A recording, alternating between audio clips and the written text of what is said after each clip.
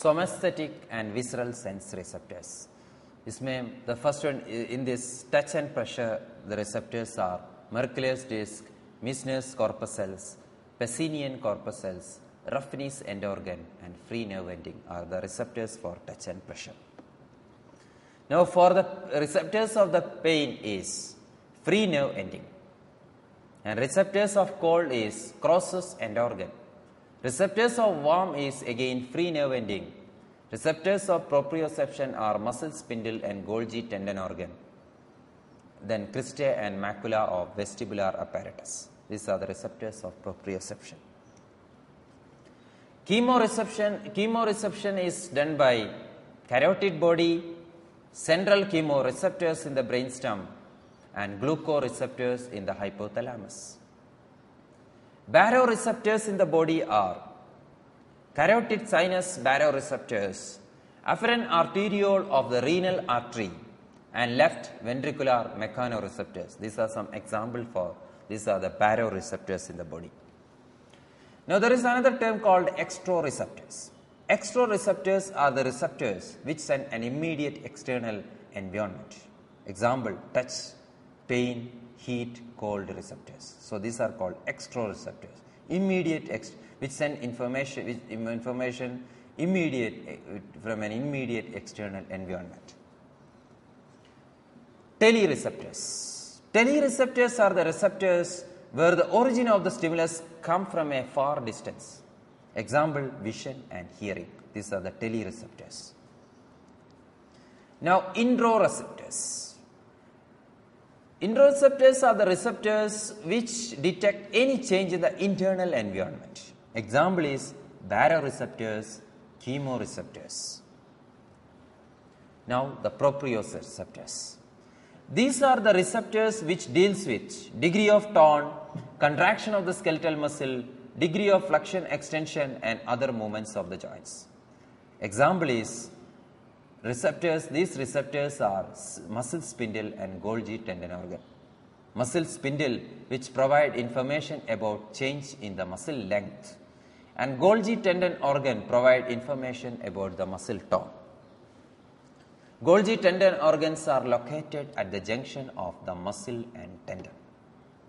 It consists of a capsule made up of concentric sheets of cytoplasm. Inside the capsule, there are small bundles of tendon fibers. This organ is innervated by one or more myelinated nerve fibers which divide to form several branches. These receptors are stimulated by a pull-up on the tendon during active contraction of the muscle. The next type of receptors are proprioceptors are muscle spindle. These are spindle-shaped sensory organ situated at the skeletal muscle. The spindle is bounded by a fusiform connective tissue capsule within which there are few muscle fibers of special kind. These fibers are called intrafusal fibers, whereas extrafusal fibers constitute the main bulk of the muscle.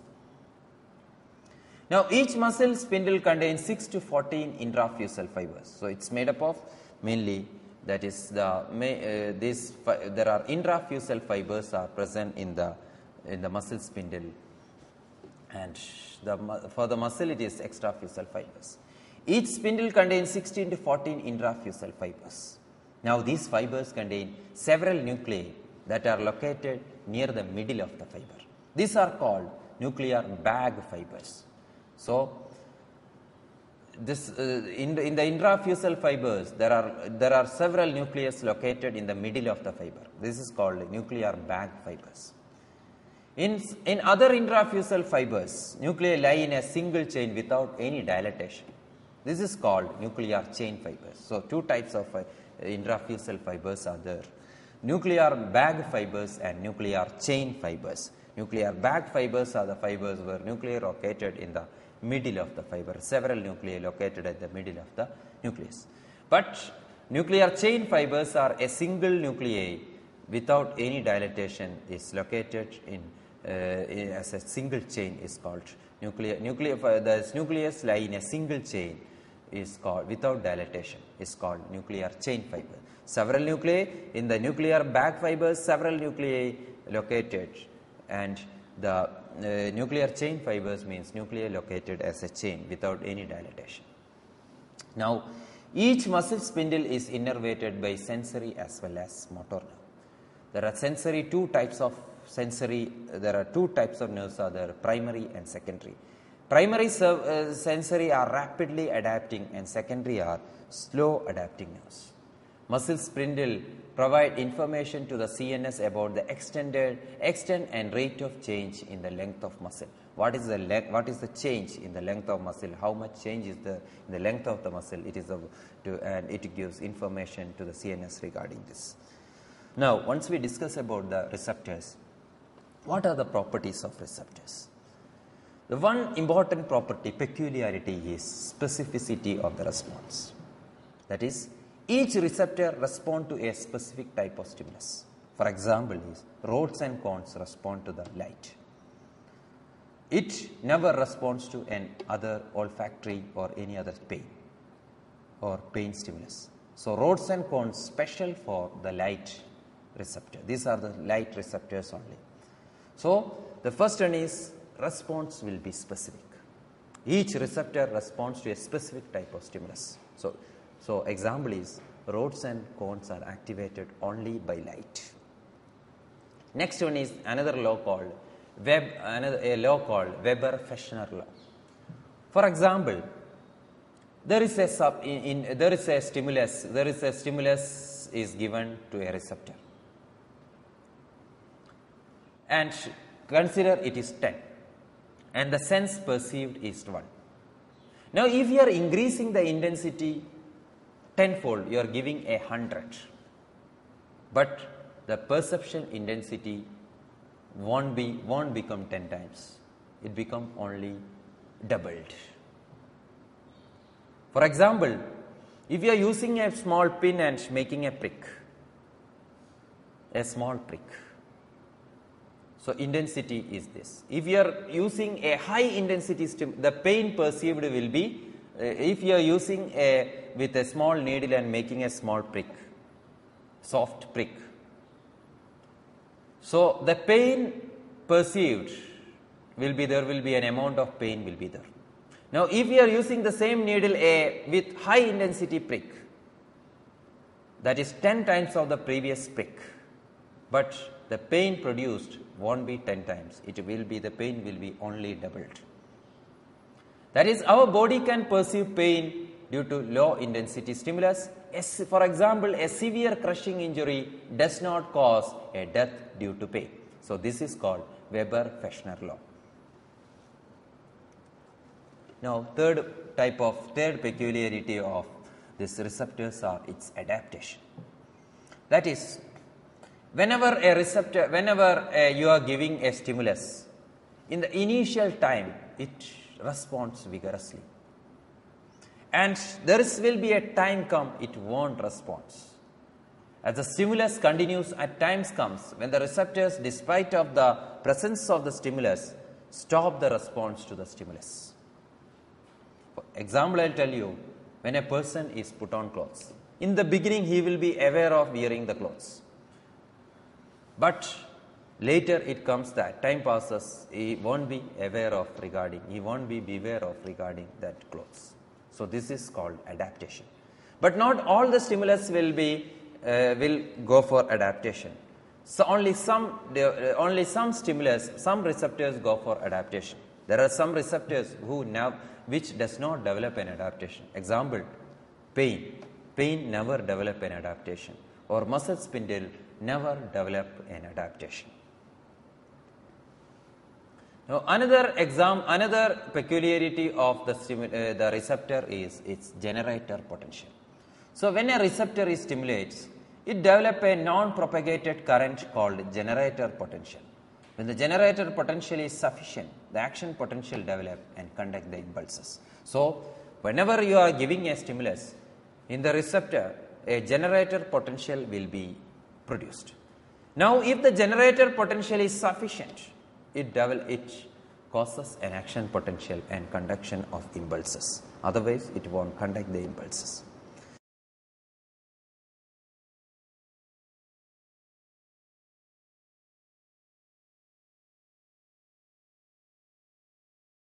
This session we will be discussing about the reflexes and reflex arc, the pathway of reflexes.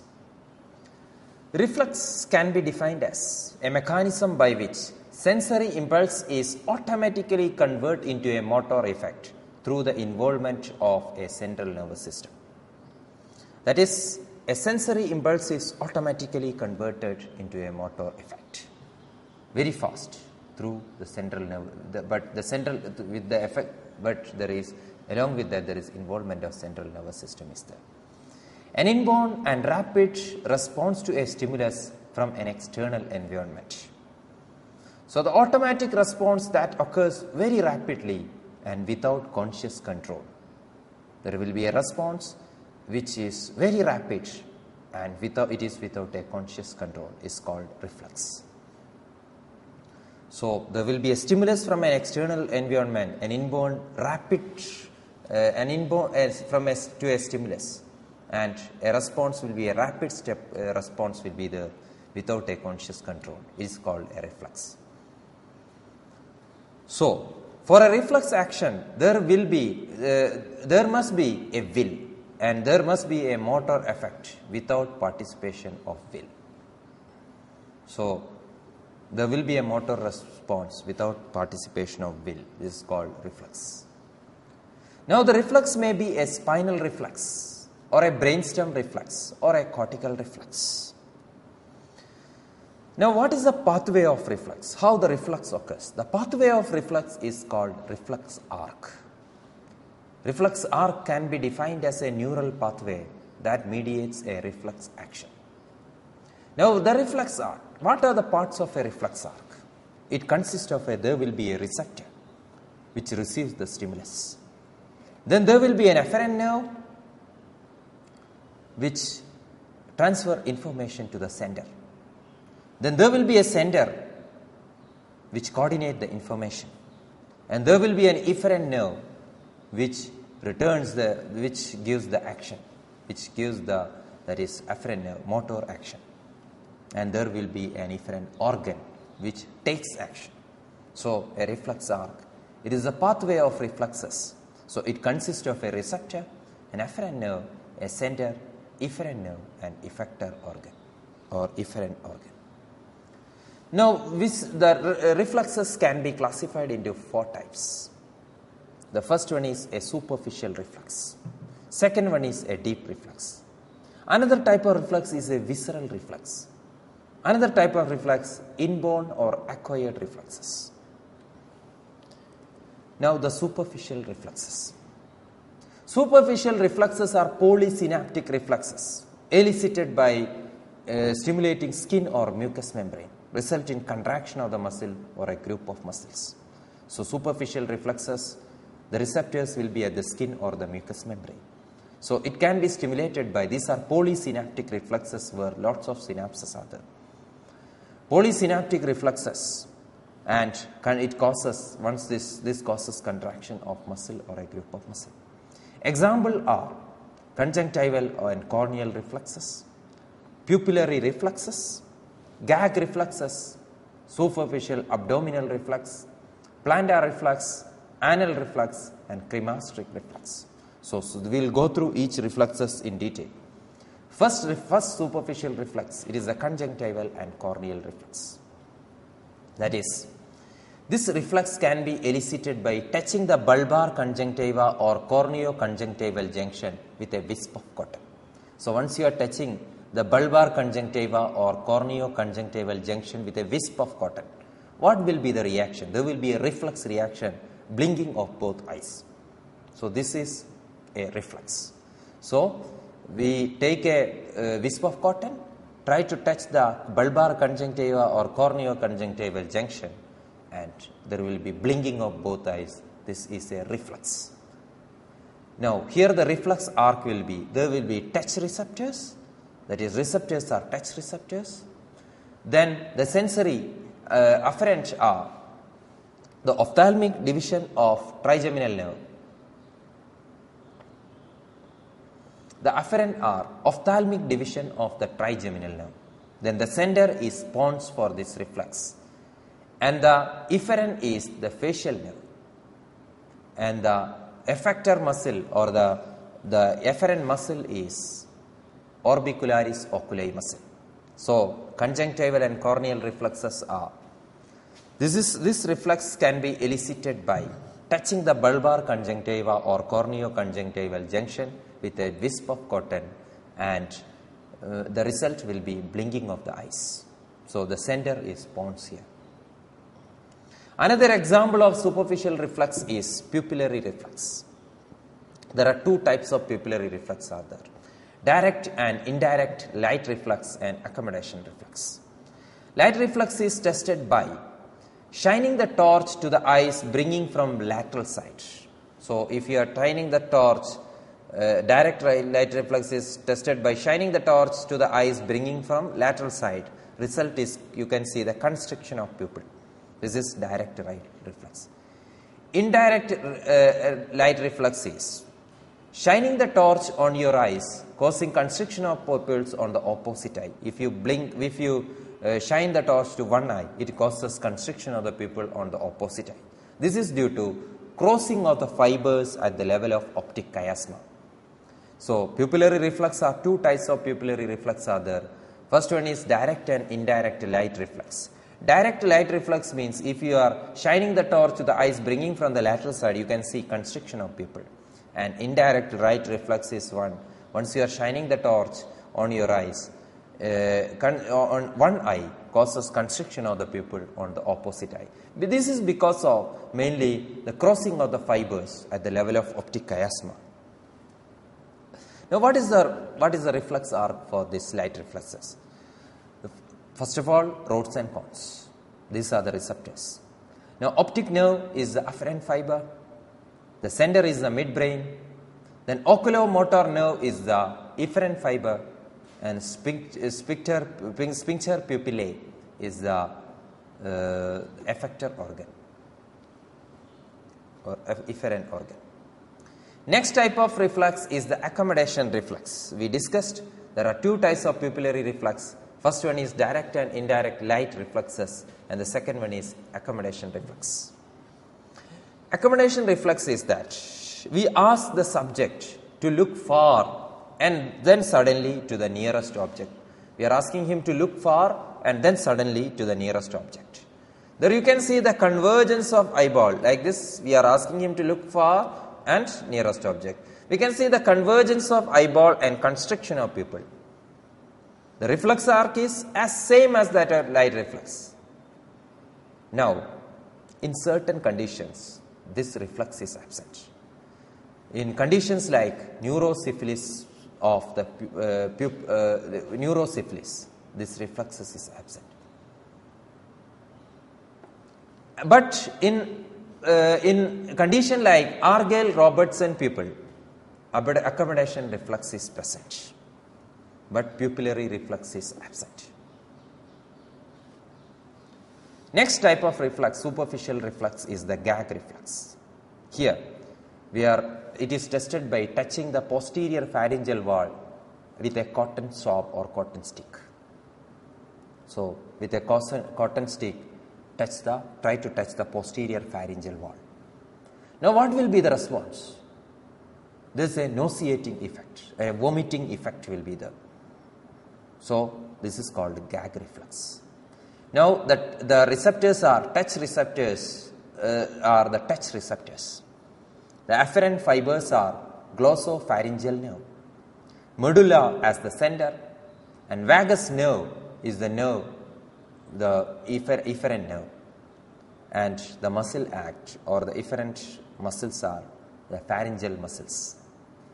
Now, in case of any of the palsy of any of the nerve, for example, glossopharyngeal palsy or vagus palsy, this reflex will be absent. That is 9th nerve and 10th nerve palsy, this reflex may be absent. So, gag reflex is tested by touching the posterior pharyngeal wall with a cotton swab stick. Another type of superficial reflex is abdominal reflex. This is exactly a spinal reflex. This is tested by we are asking the subject to lie relaxed in supine position with an uncovered abdomen. Now, stroke the abdominal wall from lateral to the medial aspect. It causes contraction of the underlying musculature. That is superficial abdominal reflex. We are stroking the abdominal wall from lateral to the medial aspect. It causes contraction of the abdominal musculature. Here the spinal segment is T7 and T12. T7 to T12. So, it is a spinal reflex. So, the center is at the spinal cord and it is the spinal segment, the center is T7 to T12. So, these reflexes are absent in upper motor neuron lesion above the spinal level. Next is its reflex arc is, the first of all, the receptors are touch receptors. Now, the afferent nerve is sensory spinal nerve. The center is T7 to T12 spinal segment. Now, if afferent nerve is the motor part of the T7 to T12 and the muscles or afferent muscles or afferent organ is or effector organ is the abdominal muscles. Next type of reflex is another superficial reflex is the plantar reflex. Now we are just scratching the sole of the foot. Now, what will be the reaction? Plantar flexion of the great toe and other fingers. Now, there are in some conditions, for example, in some conditions there is a sign called Babinski sign is there.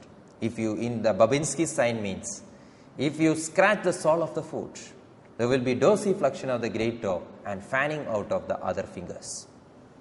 Unless the subject is infant or post-epileptic edema, Babinski sign indicates the pyramidal tract lesion. So, plantar reflex is, that is, once you scratch the sole of the foot, there is plantar flexion of the great toe and other fingers. But in case of pyramidal tract injury, or in infants, or in post-epileptic coma, there is a sign, there is an abnormal reflex can be seen. This is called Babinski sign. So, once you scratch the sole of the foot, you will get the dorsiflexion of the great toe and fanning out of the other toes or other fingers. This is called Babinski sign. Next type of reflex is the anal reflex.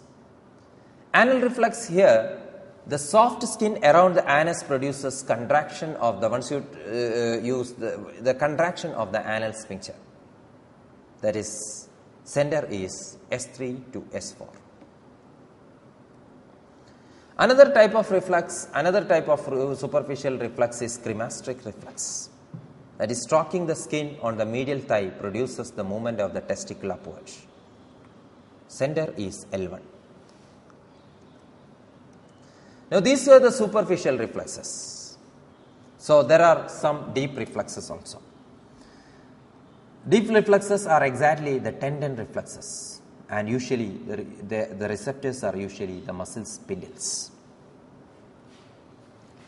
There are lots of tendon reflexes. Jerks are available. There are jaw jerks.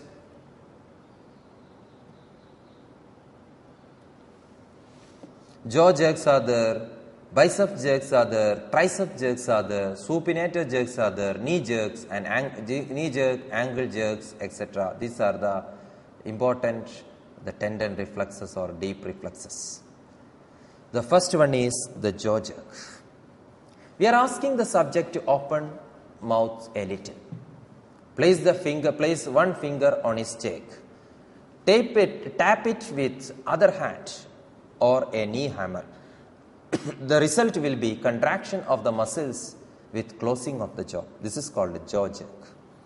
Asking the subject to open the mouth a little, place the finger on his cheek, tap it with other hand or with a knee hammer. Result is the contraction of the muscles, closing of and the closing of the jaw. Next one is the bicep jerk. Another deep reflex is bicep jerk. Here the elbow will be flexed right angles with the forearm placed in a semi-pronated position. Examiner places the thumb or index finger on the biceps and strike with a knee hammer. The biceps contracts. Now the receptors are stretch receptors. Now the afferent nerve is the musculocutaneous nerve which is the afferent supply to the biceps. And in the center is C5 to C5 and C6 segments, and the efferent is again the musculocutaneous nerve. The effector organ is the biceps muscle. So this is the biceps jerk. Next is the triceps jerk. Triceps jerk, in order to do the triceps jerk, stretch the elbow and allow the forearm to rest on the chest, subject's chest, then tap the biceps tendon, there will be contraction of the triceps.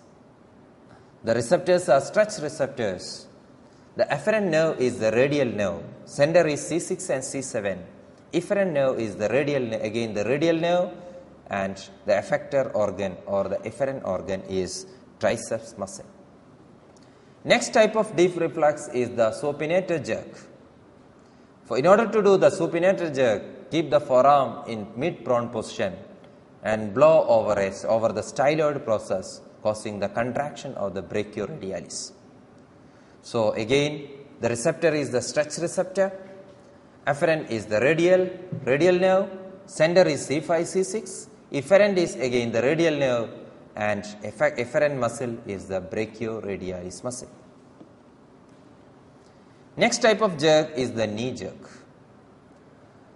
In order to produce the knee jerk, stroke the patellar tendon. The subject should be in sitting position, and you just stroke the patellar tendon. It causes an extension of the knee by the contraction of the quadriceps.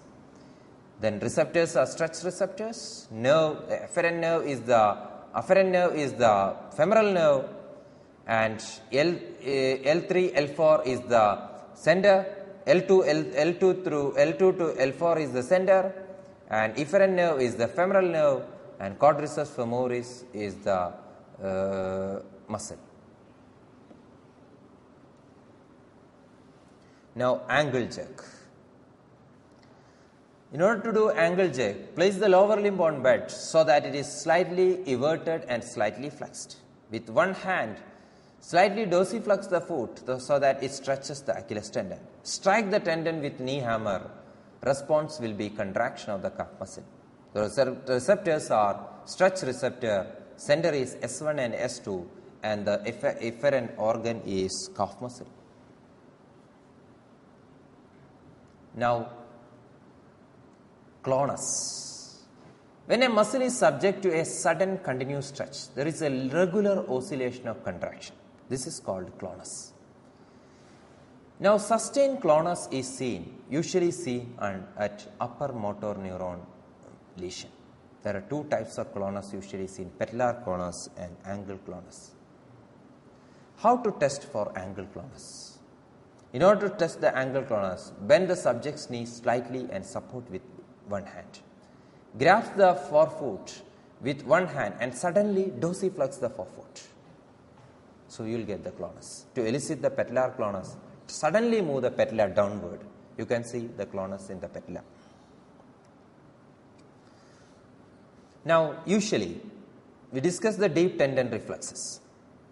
Deep tendon reflexes are exaggerated in upper motor neuron lesion, and it decrease or absent in lower motor neuron lesion. So, if there is lesion in the upper motor neuron, it causes the deep tendon reflex get exaggerated. An exaggerated reflex will be there.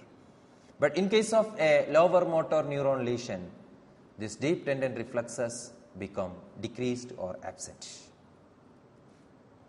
Now, what are the properties of reflexes? The first one is delay. That is, between the application of stimulus and starting of the response, there is a time interval called delay.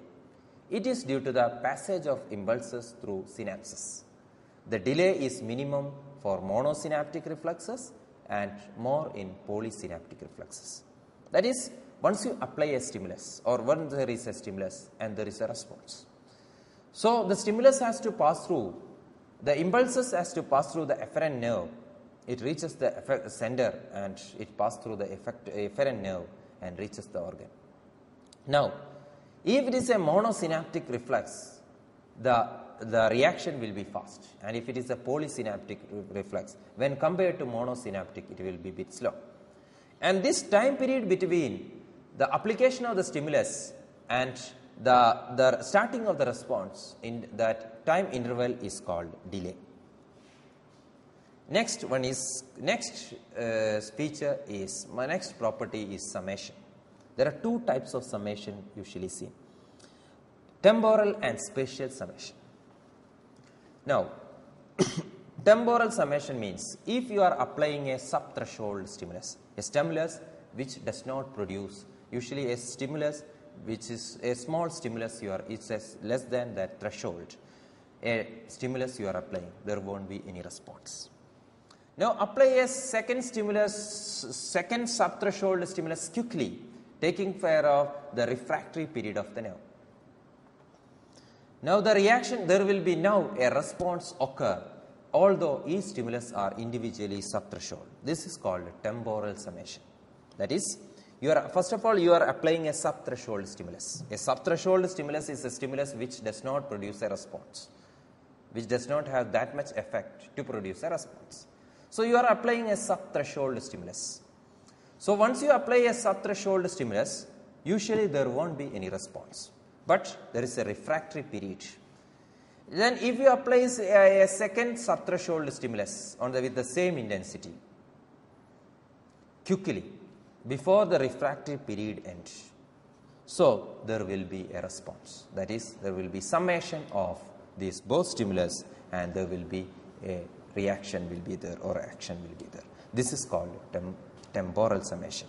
That is, application of subthreshold and the second subthreshold will be applied before the refractory period. It causes now a response will occur and each stimulus because of the summation. This is called temporal summation. Another type of summation is the spatial summation. Spatial summation means that is if two subthreshold stimulus we are applying simultaneously at different spot, it can evoke a response, although individual stimulus fails to do so. So again, if you are applying a subthreshold, it won't cause a response. If you are applying two subthreshold stimulus at same intensity, so there will be summation. It causes a response. This is called a spatial summation. So if two subthreshold stimulus applied simultaneously but different spot can evoke a response, this is called a spatial summation. Next is irradiation. For example, if you are giving a low intensity stimulus, it can cause reflex contraction for a few muscles.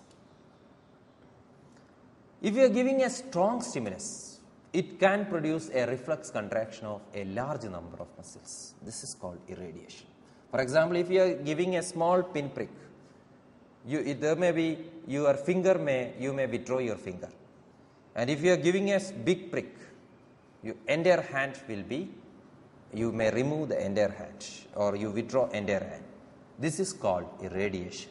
So, if you are giving a low intensity stimulus, it can cause reflex contraction of the few muscles, whereas a strong stimulus can produce reflex contraction of large number of muscles.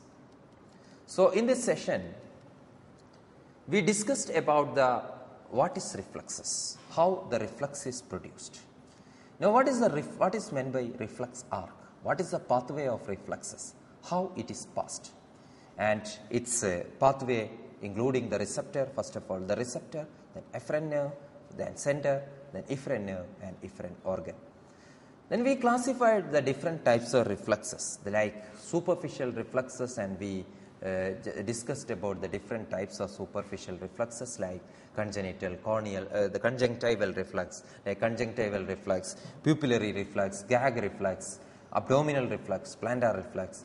Then we discussed about the deep reflexes, especially the tendon reflexes like jaw jerk, bicep jerk, tricep jerk, knee jerk, ankle jerk, etc. Then we discussed about some properties of reflexes like delay, summation,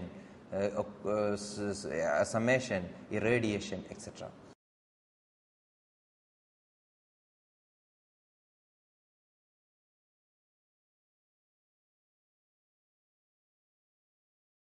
In this session, we will be discussing about the spinal cord. All of us know that spinal cord lies in the vertebral canal. So, because of as it is inside the vertebral canal, this vertebral canal vertebra provides the protection of the spinal cord. So, the spinal cord, it is extend from the foramen magnum as a continuation of the medulla, that is at the cervical region.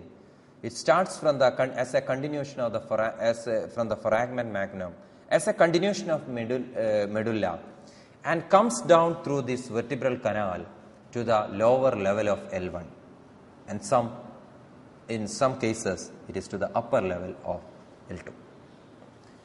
Then this gives rise to a 31 pairs of the spinal nerve.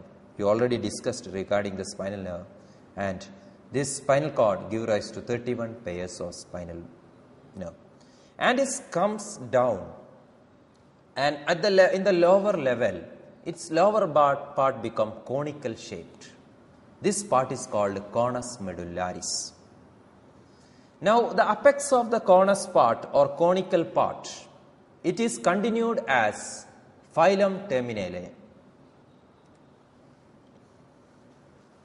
Now, the cord present two thickening at the cervical and lumbar enlargement, and it gives rise to large nerves to the limbs. So, at the lumbar region and the cervical region, there are two enlargement can be seen at the cord, and this is the position where it gives rise to large nerves to the limbs, because there will be lots of nerves goes to the lower limb and upper limb. Now, the spinal cord is shorter than the vertebral column. So, the nerves that arise from the lumbosacral and coccygeal region of the spinal cord do not leave the vertebral column at the same level as they exit the cord, because the spinal cord is short when compared to the vertebral column. Now, the root of these spinal nerves angled inferiorly in the vertebral cavity and form the end of the spinal cord like a wisp of hair. That is at the lower level, at the lumbar region, the roots of the spinal nerves which is coming down for the sacral region and coccygeal region. This angled inferiorly in the vertebral cavity from the end of the spinal cord like a wisp of hair. The root of this nerve is called cauda equina or horse tail. So, this horse tail shaped, so it is called cauda equina. Now, we already discussed that there are 31 pairs of spinal nerves. Spinal nerves are the part of the peripheral nervous system. The 31 pairs of the spinal nerve, it includes 8 in the cervical region, 12 in the thoracic region, 5 in the lumbar region, 5 in the coccygeal region, 5 in the sacral region, and 1 in the coccygeal region. Now, each pair of these spinal nerve passes through a pair of intervertebral foramina located between two successive vertebrae. That is the root. It comes out from the spinal cord. Now, the spinal cord, it's having some covering for the protection, especially for the protection. This covering of the spinal cord is known as meninges. And this meninges is a 3 layers of connective tissue membrane. So, meninges is having 3 layers. The layers are called dura mater, arachnoid matter, and pia mater. So, meninges is the covering of the spinal cord, and it's a 3-layered covering. It includes the dura mater, arachnoid matter, and pia mater. So, the dura mater. Now, it's a dense, strong, fibrous membrane that encloses the spinal cord and the cauda equina. So, dura mater, it is the outer covering, and it is continuous above through the foramen magnum with the meningeal layer of dura covering the brain. So, this meninges again covering the brain, and this dura mater continues through the foramen magnum to the brain. Inferiorly, it ends at the phylum terminale at the level of the lower border of the second sacral vertebra. It comes down and reaches till the level of the second sacral vertebra. The dural sheath lies loosely in the vertebral canal and separated from the wall of the vertebral canal at the dural space. These contain loose connective tissue and the internal vertebral venous fluxus also. So, this is the outer covering, the dura mater. Dura mater extends along each spinal nerve root and is continuous with the connective tissue surrounding each spinal nerves. So, this is called epineurium. So, dura mater is continuous with the spinal nerve root. This is called epineurium. The inner surface of the dura mater is in contact with the arachnoid mater. Inside the dura mater, we have the arachnoid mater, and the inner surface is in contact with the arachnoid mater. Now, the second layer is the arachnoid mater. Arachnoid mater is a delicate impermeable membrane that covers between lies between the dura mater externally and pia mater internally. It separates from pia by a white space called subarachnoid space. The arachnoid mater continues along with the spinal nerve root, forming a small lateral extension of the subarachnoid space. The third and the inner covering is called pia mater of the spinal cord. Is called the third and the inner covering of the spinal cord is called pia mater. It's a vascular membrane that closely covers the spinal cord and is thickened on either side between the nerve root to form ligamentum denticulum, which passes lateral and adhere to the arachnoid and dura mater. It forms the ligamentum denticulum. The pia mater extends along each nerve root and become continuous with the connective tissue surrounding each spinal nerves. Now, what is the function of this pia mater? Main thing is that protection. It protects the spinal cord and compression and from shock and compression, and all these things protect the spinal nerve also. So, all these things, the dura mater, pia mater, and arachnoid mater makes the spaces. There are spaces between all these. There are epidural space is there, subdural space is there, subarachnoid space is there. Epidural space is external to the dura mater. Usually anesthetics are injected at this space. Next is the subdural space. It is below the dura mater. That is below the dura mater. It contains the serous fluid. Third space is the subarachnoid space. Subarachnoid space is the space between the pia mater and arachnoid mater. This is the space which is filled with cerebrospinal fluid or CSF. Now, what is cerebrospinal fluid? It is a modified tissue fluid. So, it contained in the subarachnoid space. It is also there in the ventricular system of the brain and subarachnoid space. So, it is there in the brain and the spinal cord. Now, its space around it is seen in the subarachnoid space, only the subarachnoid space. But CSF reflex that is in the subarachnoid space of the brain, and CSF reflex lymph in the central nervous system. That is, instead of lymph outside the body, here the cerebrospinal fluid is there. So, it's a fluid, it's a tissue fluid, modified type of tissue fluid, which is seen in the brain and spinal cord. And especially in the brain, it is seen at the seen at the ventricular system. And in the spinal cord, it is at the subarachnoid space. Now, CSF reflexes lymph in the CNS. Now, how the CSS is formed? CSF is formed. The bulk of the CSS is formed from the choroid plexus of the lateral ventricle, which is seen at the brain. and a very small amount by the conoid plexus of the third and fourth ventricle. So, formation of CSF is mainly from the choroid plexus and from the conoid plexus. That is, choroid plexus are present at the lateral ventricle and conoid plexus are present at the third and fourth ventricle. So, CSF formation is that the choroid and conoid plexus.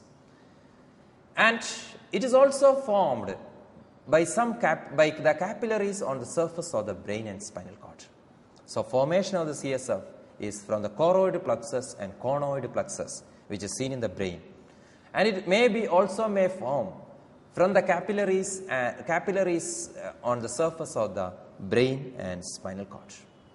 Now, how much is the total amount of CSF in the body? It's around 150 ml, and it is formed at the rate of 200 per ml per day, that is per hour. That is, total amount of CSF is 150 ml, and it is formed at the rate of 200 ml per hour.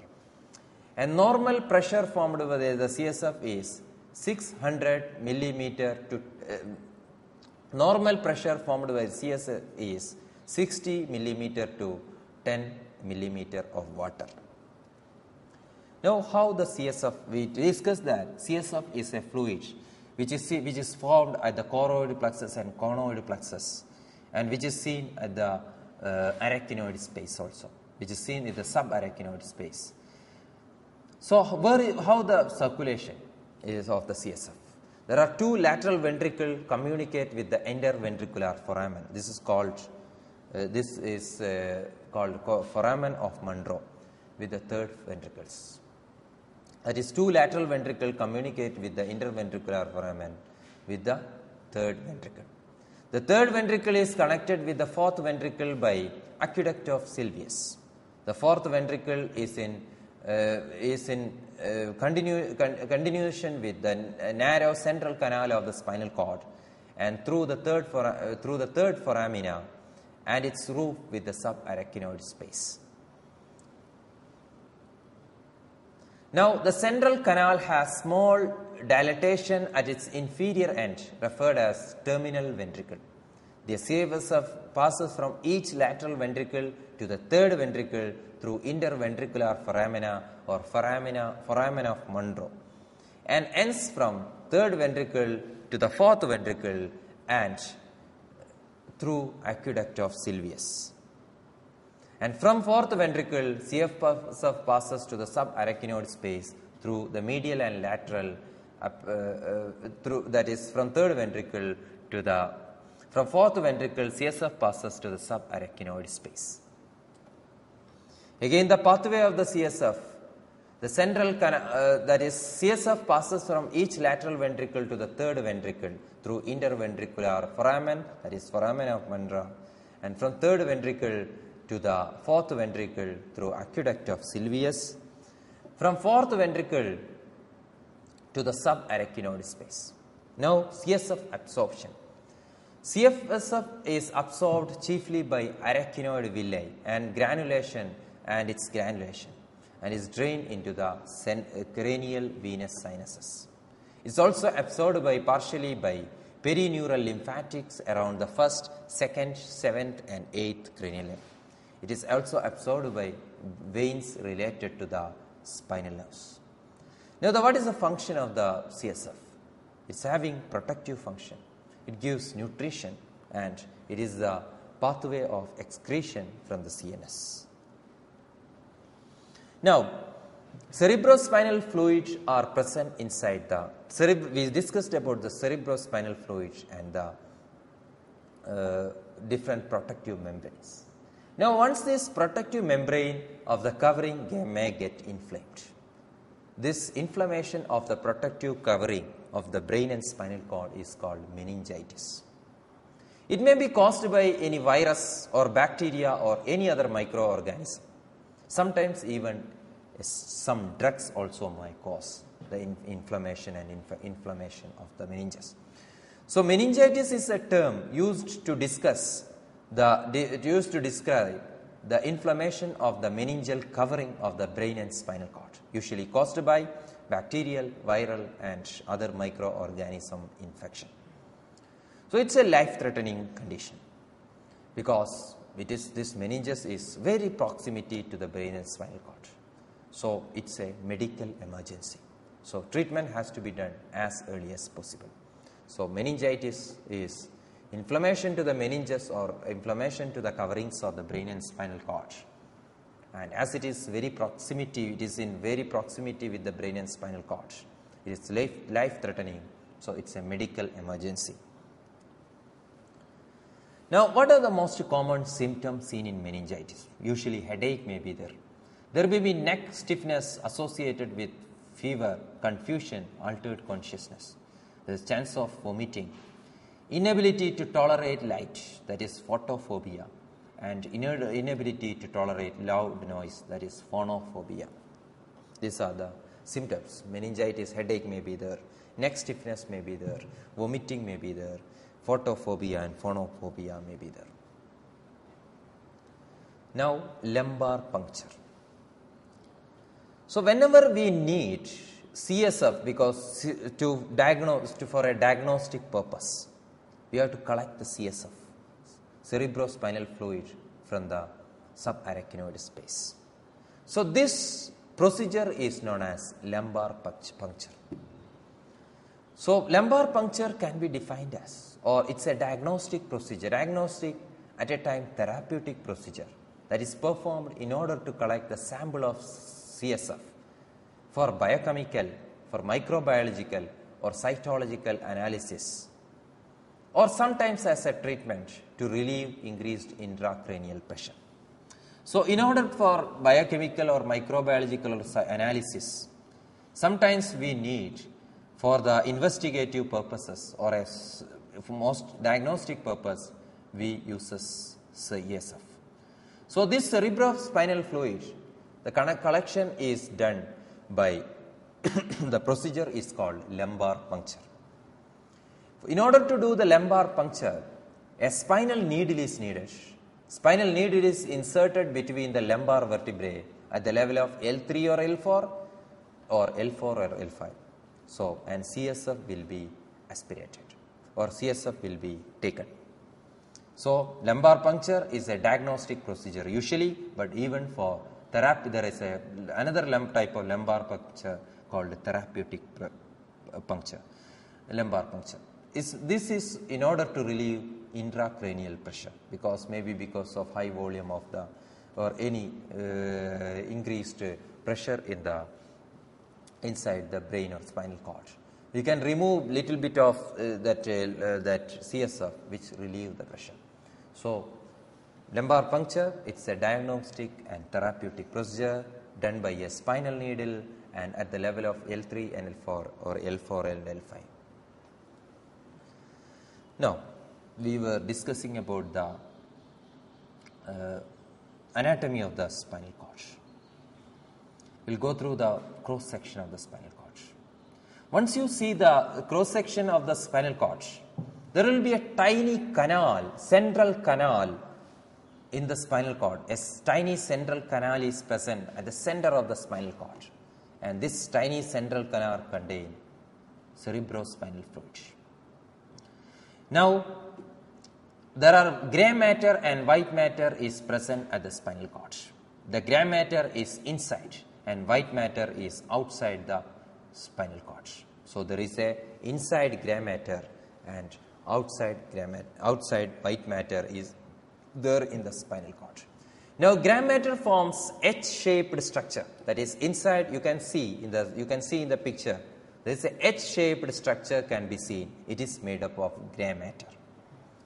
Now, the white matter is seen outside. Now, the spinal cord is divided into more or less symmetrical halves by a deep groove called anterior median fissure. You can see an anterior median fissure or ventral median fissure on the anterior side and a median septum called posterior median sulcus or septum on the posterior side. So, we can divide the spinal cord into two parts through this septum and this fissure.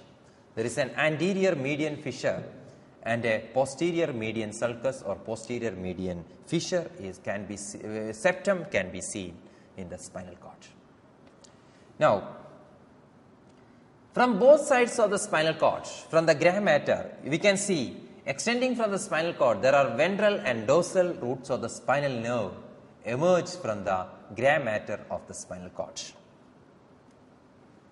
Now the gray matter. Gray matter, this contain especially the neuron cells, cell bodies, dendrites and axon is the main part of this gray matter. So because of this pinkish gray color, because of that it is called as gray matter. It is due to the presence of rich network of blood. Now the gray matter can be divided into three parts: posterior horns, anterior horns and lateral horns. So there are two posterior horns are there. You can see two anterior horns are there and two lateral horns on lateral sides. So this will get H-shaped gray matter. So the gray matter can be divided into anterior horns, posterior horns and lateral horns. So that's about gray matter. Now outside the gray matter we have white matter. It is mainly composed of myelinated nerve fibers. That's why the color becomes white. The white matter can be divided into three pair of column or funiculi of myelinated fibers. There is an anterior, posterior, lateral. There is an anterior funiculi, there is a posterior funiculi, there is a lateral funiculi, and there is a commissure area also. Now, the bundle of the fibers with each funiculi are divided into tracts. So the white matter contains lots of tracts. So there are lots of bundle of nerve fibers are there at each funiculi, and this bundle of fibers are called the tracts or fasciculi. Now there are lots of fibers, nerve fibers are there. This is known as tracts. There are two types of tracts commonly seen at the white matter. These are the ascending tracts and the descending tracts. Ascending tracts, these contain sensory fibers. These sensory fibers, these ascending tracts carry impulse up to the spinal cord, through the spinal cord to the brain. This is called ascending tracts. And there are descending tracts. Here these are the motor tracts. That is, motor neuron transmit impulse from brain down the spinal cord. So inside the white matter there are tracts are available. There are two types of tracts are there. There are ascending tracts and descending tracts. Ascending tracts are the sensory tracts. These sensory fibers carry impulses up the spinal cord to the brain. And descending tracts are the motor tracts or motor neuron transmit impulses from brain down to the spinal cord.